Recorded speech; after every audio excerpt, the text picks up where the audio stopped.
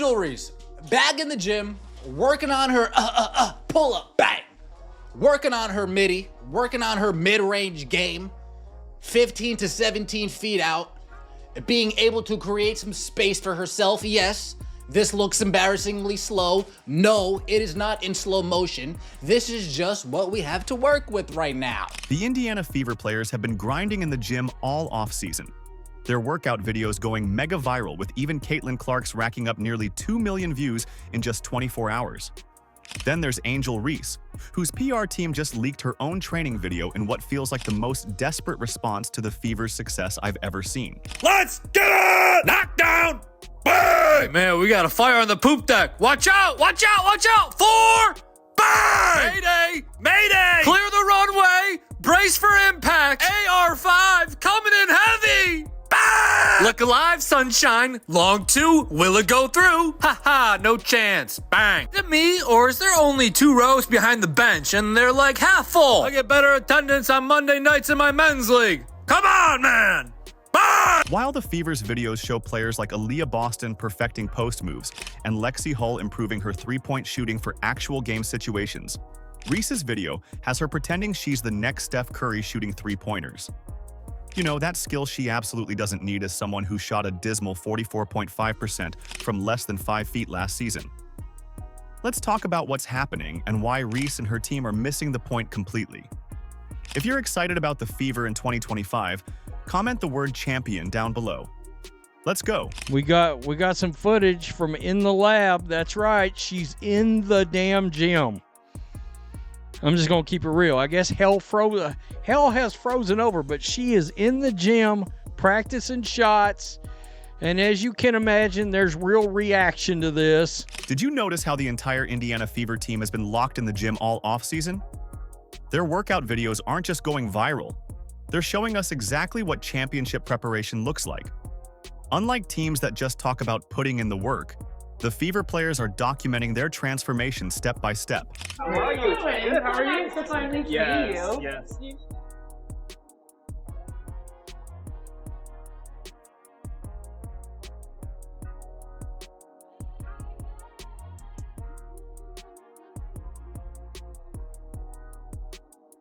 What stands out in these training sessions is the surgical precision. Sophie Cunningham and Lexi Hull aren't just randomly shooting around. They're specifically honing three-point shooting, improving finishing through contact, and developing mid-range games that perfectly complement Clark's vision on the court. Hull's focus is particularly interesting as she perfects her catch-and-shoot technique and runs through screenplays, essential elements in the Fever's motion offense that will create scoring opportunities next season.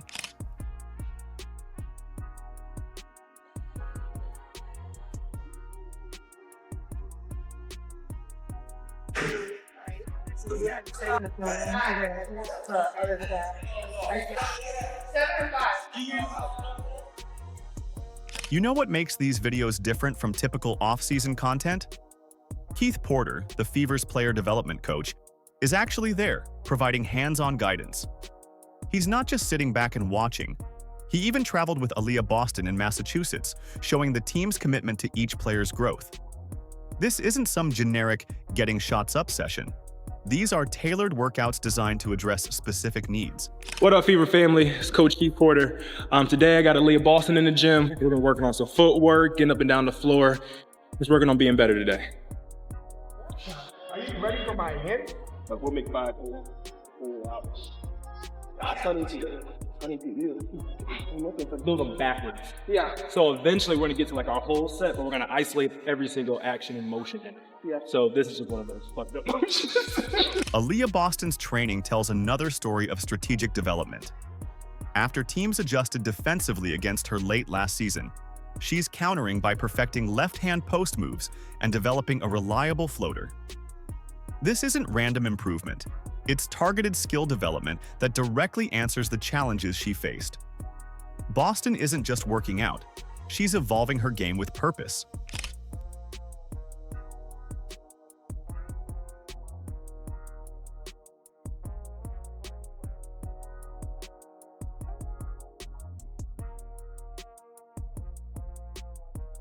The veterans are equally locked in.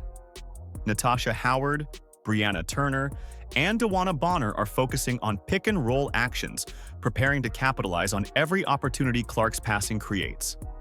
This integration of individual training into team strategy shows how the Fever are building something special, a system where everyone's personal growth serves the collective goal. I train about 4 or 5 days a week. A lot of young guns out there now that, they want to take your spot, and I don't blame them, but it's going to be hard because I'm going to go after it.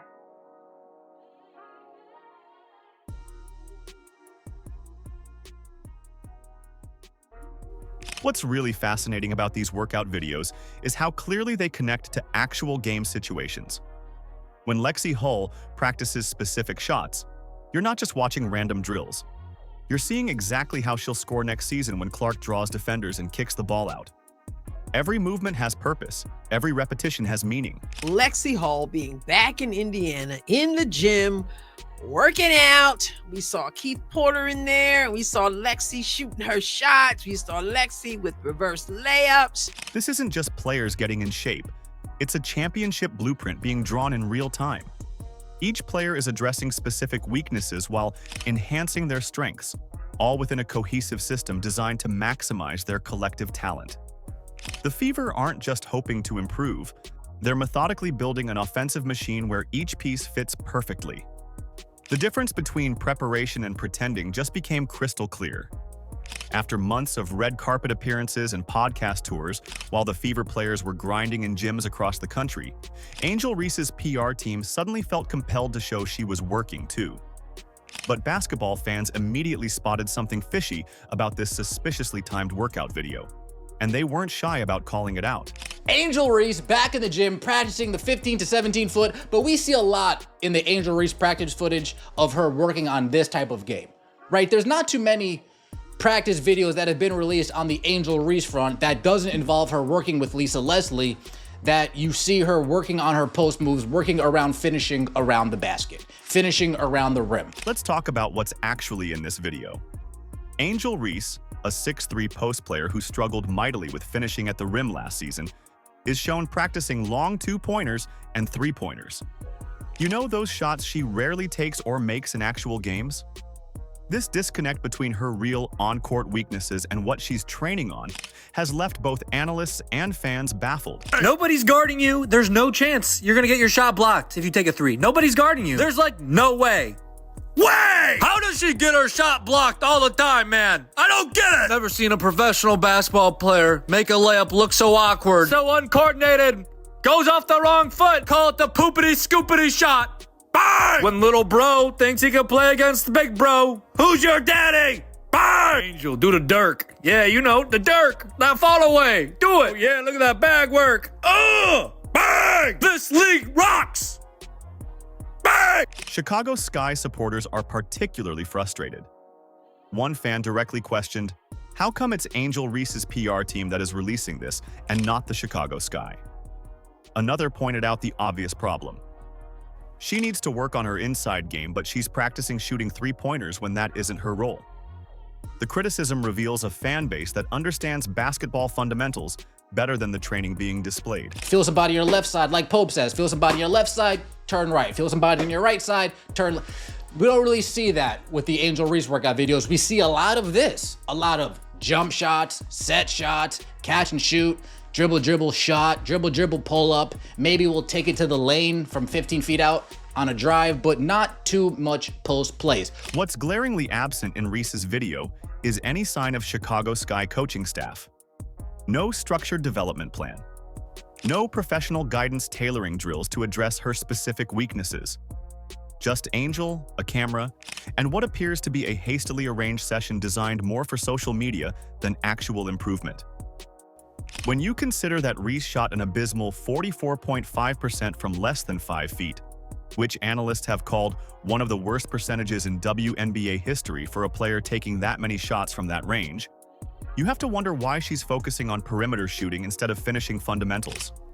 Her 39.1% overall field goal percentage last season screams for attention to layups and close-range scoring, not three-point shooting. This is WNBA leveling up and all eyes on her now. I think that she knows that she has to completely restructure her form because that is not the way to be efficient in the post position that she is in. At the post position that she's in, a layup is supposed to be a given. She needs to improve her touch around the rim, like all over the place, but she seems to take these desperation shots. Even more telling is how Reese appears to be ignoring advice from basketball royalty. Lisa Leslie reportedly told her, "Going into my season 2, what's some advice that you would give for me?" Season 2, I can't wait to work with you some more. The biggest advice I have for you is going to be how you shoot your layups, period. Shaquille O'Neal has offered similar guidance about developing her inside game. Yet here she is, launching jumpers instead of perfecting post moves. The timing couldn't be more transparent. This wasn't part of a planned development program, but a reactive response after seeing the Fever's genuine training videos go viral. Basketball experts have called out the video as all flash, no substance, suggesting it prioritizes appearances over addressing actual weaknesses. If Angel Reese was my power forward, and he saw this chart that we're looking at right now, and I see that when she's close around the basket finishing on layups, she's shooting 42%. And when I see Camila Cardoso around the basket finishing on layups, bottom of the chart, folks, she's finishing at a 56% clip. Well, if I'm Tyler Marsh, I am saying to myself, okay, let's make sure that this paint is not congested. So when we hand it to our big girl, when we hand it to our higher pick of the two from the 2024 WNBA draft, when we hand it to the better finisher out of the two, when we hand it to the better player out of the two offensively, let's make sure this paint is open so she has some room to operate. You don't need to be a professional coach to spot the problem. When a player with fundamental finishing issues is working on the wrong skills entirely, it suggests either a lack of self-awareness or poor developmental guidance, both concerning for a young player's career trajectory. When basketball experts talk about letting the numbers speak, they're not kidding around.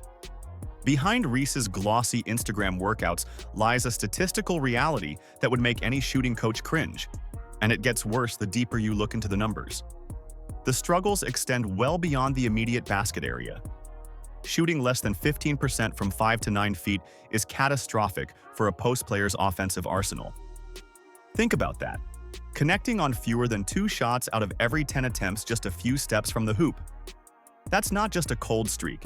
It's a fundamental technical issue that requires immediate attention. It's just a fact. She is, it's more than a fact. She is not good at layups. But I was looking at her stats. I jotted some down right here, and she shoots an abysmal 39% from the field. She shot below 50% on shots less than 5 feet away, which is bad. And even worse than that is that shots from 5 to 9 feet, 13%. What's particularly revealing is the rebounding mirage these struggles create. Nearly 40% of Reese's rebounds last season came after her own missed shots. While grabbing your own miss shows hustle. When it happens this frequently, it creates a statistical illusion, inflating rebounding numbers while masking one of the most inefficient finishing rates for a player of her height and position. It's basketball's version of failing upward. Miss, rebound, miss again, repeat. Great. She can get back to building that brick house on the hoop like she did last year. With her shot release, I don't know how she gets any shots off. Well, you heard what I said. And look, the guy's being objectively just critical when it comes to basketball. With that release, how is she getting shots off? It's real slow. It's a good question. Professional shooting coaches have pinpointed specific mechanical flaws holding Reese back. Her release point often starts too low, frequently at chest level, creating a pushing motion rather than a smooth shooting stroke. Even more problematic is her tendency to cross her wrists during her shooting motion, disrupting the alignment needed for accuracy. These aren't minor tweaks. They're fundamental issues requiring dedicated technical overhauls. The stark contrast with Aaliyah Boston is impossible to ignore. While playing a similar position, Boston shot 55.2% from the field in her rookie season, demonstrating what efficient post play actually looks like. That 16 percentage point difference represents the gap between a player who can be relied upon to convert high percentage opportunities and one who squanders them. Why in the world are we working on layups or not working on layups when you got such a problem and you're so inefficient with your inside ball game? I just don't understand it, all right? Not only that, but that release is still draggy and slow, all right? You're a 4. Why are you shooting that far away? I get it. Eventually, you got to develop a jump shot. But you got to get the fundamentals down first. Boston's approach to improvement further highlights the disconnect. Her workouts focus meticulously on footwork drills, touch finishes around the rim, and left-hand development, all skills directly addressing her position's demands. Meanwhile, Reese's workouts showcase perimeter shots that she rarely takes or makes in actual games, ignoring the glaring issues with her interior finishing. You don't need an advanced degree in player development to recognize the problem. Reese is practicing the wrong skills entirely. When a 6'3" post player with such abysmal finishing statistics is filming workouts dominated by three-point attempts, it suggests a concerning lack of self-awareness about her actual role and weaknesses. Gonna lead the league in brick layups and single-handedly keeping their team out of the playoffs once again. Look, I'm watching for some real interesting things to happen this year. Can she cure the layup issue? That's a big one. Number 2, will the Chicago Sky sideline their real superstar, Carmilla Cardozo, for Angel Reese? That ball should be feeding from the outside in through that big that can absolutely dominate. This misalignment between statistical reality and practice focus isn't just disappointing. It's potentially career-limiting.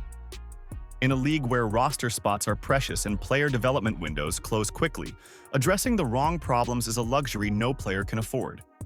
Career longevity in the WNBA isn't about how many followers you have, it's about evolution. What we're seeing from Clark and Reese right now might be the difference between a future Hall of Famer and a whatever happened to trivia question. But now they're in that world. And so my only advice is usually just to make sure they keep basketball the main thing, because at the end of the day, that is your vehicle. It's your vehicle to, Angel Reese has a podcast. It's her vehicle to be a podcaster, right? Whatever Caitlin ends up doing, it's the vehicle to get you to that point. So you always want to make sure that part doesn't fall off. Veterans like Diana Taurasi and Sue Bird didn't dominate for 2 decades by accident. They constantly added new dimensions to their games, refining skills and adapting to changing defensive schemes. This blueprint for sustained success is something Clark appears to understand intuitively, while Reese seems to be headed in an entirely different direction. Look at Clark's methodical approach to improvement. She's focusing on the precise areas that challenged her as a rookie, tightening her handle against pressure, expanding her mid-range arsenal, and finishing through physical contact. This isn't random development. It's strategic evolution that follows the path blazed by multi-time MVPs. She's back in her natural habitat, back in the lab, playing basketball, and it's got to be a scary sight for the rest of the WNBA if she gets even better, because it's not as if she wasn't absolutely phenomenally elite as a rookie, and arguably the best player in the league after the Olympic break. Meanwhile, Reese's focus remains puzzlingly split. As her social media following grows, her fundamental basketball weaknesses remain unaddressed.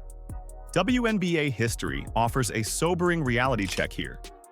The league's landscape is littered with former top draft picks who flamed out after their rookie contracts because they failed to expand beyond their initial strengths. The same defensive adjustments that exposed Reese's limitations last season will only become more sophisticated unless she dramatically shifts her approach.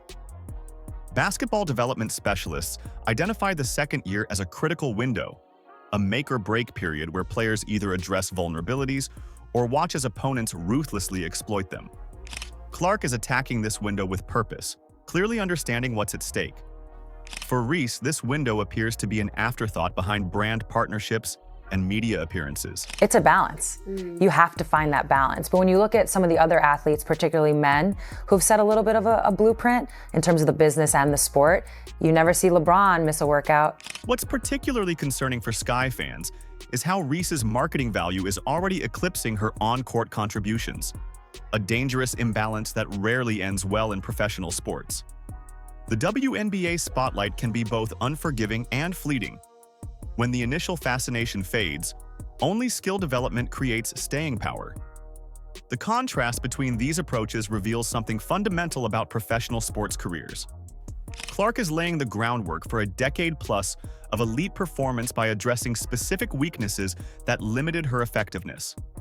Her commitment suggests she understands that long-term relevance requires continuous reinvention. Reese, conversely, risks having her potential ceiling determined by the skills she brought into the league rather than what she develops after arrival. I just don't understand why she practices this move. She will never use it in the game, and who is actually going to be faked out by it? She seems like she should be working on layups. I mean, I don't know what else to say. Seriously. A lot of people saying the same thing. Everybody knows what the big deficiency there is, and it's within 5 foot. Within 5 foot of the basket. That shot had a 2-factor authentication.